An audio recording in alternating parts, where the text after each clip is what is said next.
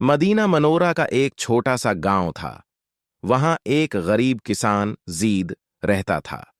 जीद दिन रात खेतों में मेहनत करता, लेकिन फिर भी मुश्किल से घर का खर्च पूरा होता।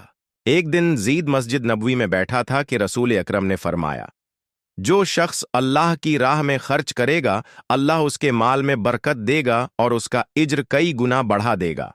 ये सुनकर जीद के दिल में कुछ करने का शौक पैदा हुआ, मगर उसके पास देने के लिए कुछ नहीं था। घर आकर उसने अपनी बीवी से बात की।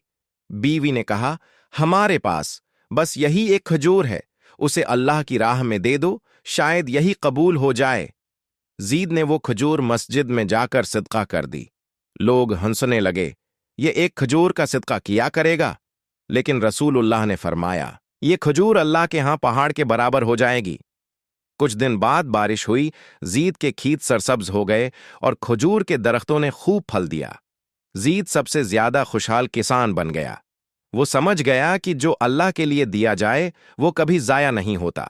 सबक: अल्लाह के रास्ते में दिया गया छोटा सा सदका भी बड़ी बरकत का बायस बनता है।